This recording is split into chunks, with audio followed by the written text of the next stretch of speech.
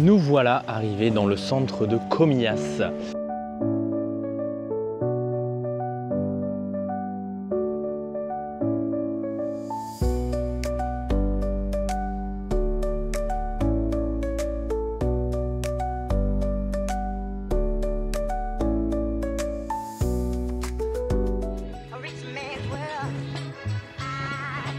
Nous sommes arrivés, j'ai laissé mon sac à l'entrée, devant l'un des premiers bâtiments construits par Gaudi et le seul construit hors Catalogne.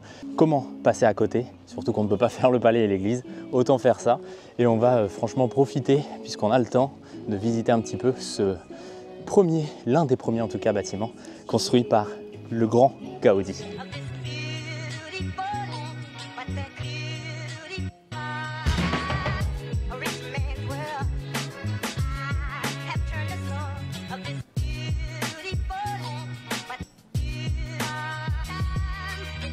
Bien évidemment, hein, c'est du Gaudi, donc l'architecture est assez particulière. On a des tournesols sur les carrelages au niveau des murs, on a des bancs qui sortent un peu de nulle part et puis surtout on a une tour assez impressionnante et on a quand même une petite vue sur l'église, donc ça c'est pas mal. On va voir ce qu'on peut voir de cette église, mais en tout cas ce bâtiment est assez grand. On va prendre le temps de le visiter aussi de l'intérieur, hein, puisqu'on a accès à l'intérieur là, donc on va en profiter.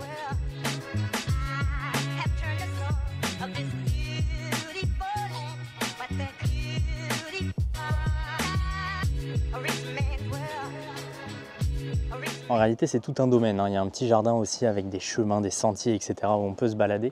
L'église est juste ici, c'est assez frustrant de ne pas pouvoir y aller. Mais bon, c'est comme ça, on ne pourra pas le refaire et on ne reviendra sûrement pas ici. Donc c'est le jeu, mais on reviendra peut-être dans quelques années. Bref, on va aller vers l'intérieur de ce bâtiment qui est vraiment, vraiment joli de l'extérieur. Donc ça doit l'être aussi de l'intérieur.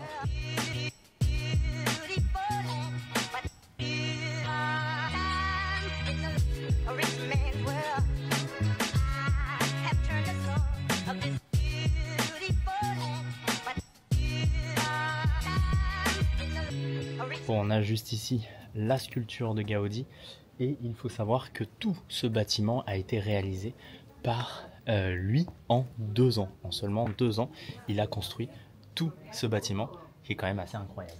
Bon allez, on rentre à l'intérieur.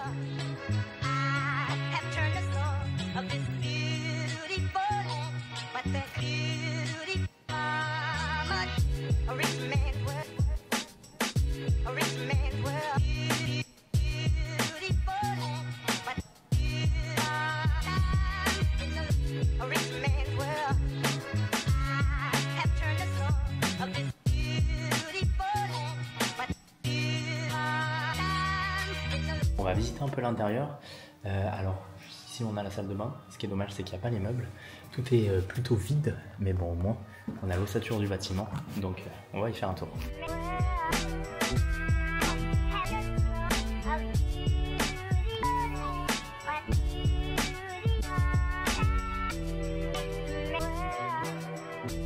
Ce qui est assez fun, c'est qu'on est arrivé ici à peu près sur l'une des pièces principales. C'est le salon principal même. Et des deux côtés, évidemment, on a une grande fenêtre et des deux côtés, on a une mini terrasse, 2 mini sorties avec un banc unique. C'est assez drôle. On peut s'asseoir à 2, je pense, mais c'est assez particulier. Et puis comme ça, on a des enchaînements de pièces qui sont tout le temps différents et surtout au niveau des plafonds, c'est assez particulier. Hein.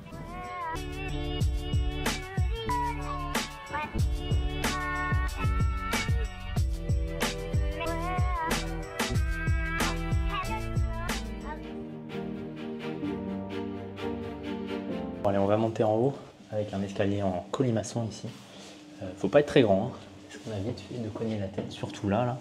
Mais bon, on va voir le premier étage.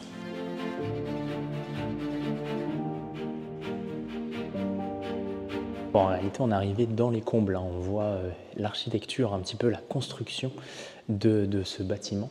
Alors, il y a un peu un entresol. C'est aussi pour ça que cet étage-là, c'est le premier étage et dernier étage. C'est premier étage, deuxième étage, bref. Vous m'avez compris, c'est un petit peu particulier. Mais voilà. L'avantage aussi de visiter ces bâtiments et ces monuments et ces attractions, c'est qu'il n'y a pas grand monde en décembre.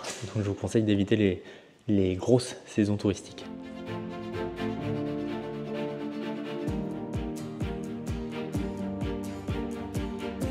Là, on est juste au-dessus du jardin d'hiver et c'est quand même assez impressionnant les détails, hein, puisqu'on a des tournesols juste ici sur les fenêtres, juste là, sur le bord des murs. On en a vraiment partout. On en a même en haut, là, au niveau des petits carrés qui terminent le toit. Franchement, beaucoup de détails par ici. Et en 2 ans, c'est assez impressionnant.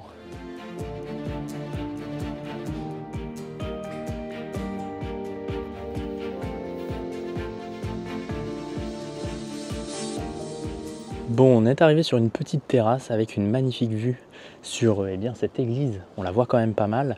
Et surtout une magnifique vue sur cette tour del Capriccio dei Gaudi. On a vraiment une superbe vue.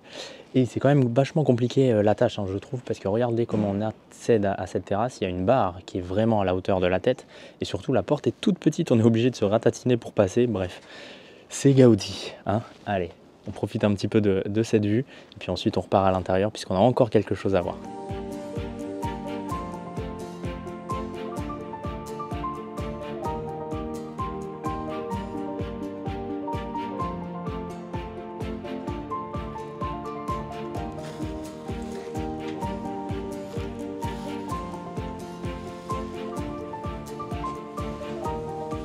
Ah, je vous le dis, c'est compliqué la vie, hein.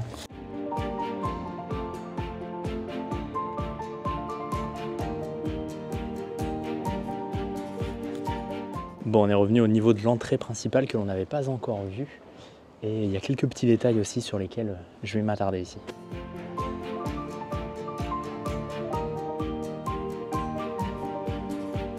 Bon, on a fait tout le tour de ce magnifique bâtiment. Je vais refaire un petit tour pour vraiment en profiter jusqu'au bout.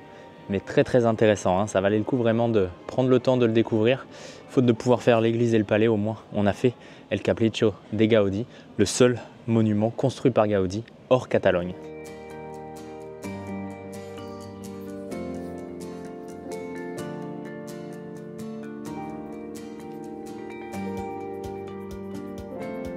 Bon, j'avais pas fait attention, mais il y a une petite grotte ici, tranquille, bien humide, mais c'est ce qu'il faut. On est toujours là, juste devant ce magnifique monument, cette magnifique tour. On va passer aussi par Barcelone dans quelques mois, quelques semaines, quelques mois, puisque ce sera vers la fin, vers notre retour en France, quand on sera tout simplement en Catalogne. Et évidemment, c'est là où Gaudi a fait le plus de choses, a construit le plus de bâtiments et de monuments. Donc on retrouvera bien évidemment son architecture au moment où on sera à Barcelone.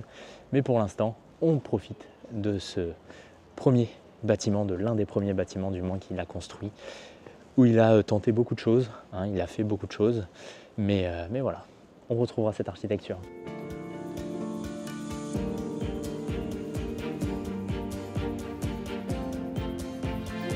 Bon, ça y est, j'ai récupéré toutes mes affaires, je suis ressorti et je suis de l'autre côté. Alors, je vais monter un petit peu puisque j'ai repéré quelques maisons de l'autre côté en fait de ce caprice de Gaudi. El Capriccio, ça veut dire le caprice de Gaudi.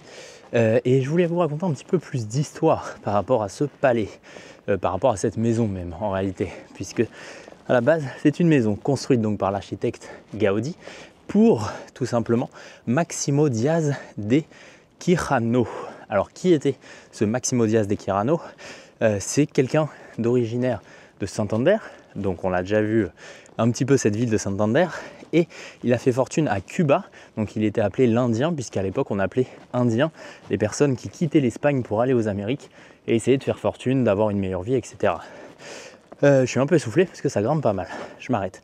Donc cet homme originaire de Santander, Máximo Díaz de Quijano, a fait fortune grâce notamment à sa fonction d'avocat, puisque c'était l'avocat du premier marquis de Comillas, premier marquis dont on a vu la statue il y a quelques dizaines de minutes maintenant. Et donc ce Máximo Díaz voulait une maison assez excentrique, ou en tout cas réalisée de manière assez excentrique par Gaudi, pour lui tout seul, puisque cette maison est considérée comme petite, même si elle fait 300 mètres carrés sur 3 étages, elle est considérée comme petite, du moins à l'époque pour l'aristocratie, et donc on estime qu'il était célibataire. Voilà un petit peu toute l'histoire. On quitte cette tour de El Capriccio dei Gaudi, et puis on va simplement faire le tour de ce petit quartier, puisque ça reste assez sympa, et puis ensuite direction le centre-ville pour notre prochaine aventure.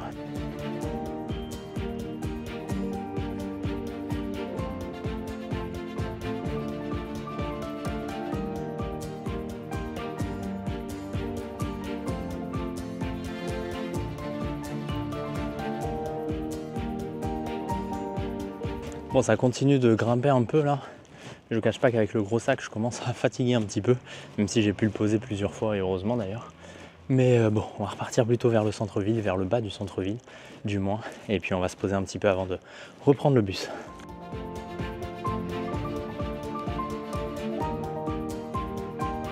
On est revenu finalement sur la première place que l'on a vue avec cette église.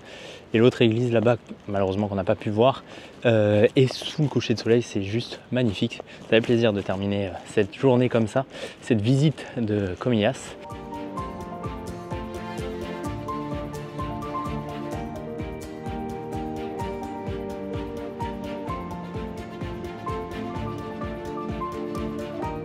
On est revenu au pied de ce palais et surtout de l'incroyable jardin qu'il y a devant.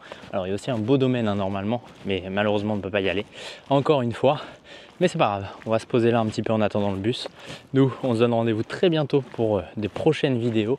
N'hésite pas évidemment à t'abonner à cette chaîne YouTube pour ne pas les manquer. Et également à me rejoindre sur Insta et TikTok, c'est guillaume.lre. Et comme ça, tu seras au courant de tout et je te partage un peu plus d'infos sur tous les monuments et les bâtiments et toutes les villes de manière générale que l'on voit sur notre parcours. Allez, je te dis à très bientôt. Ciao!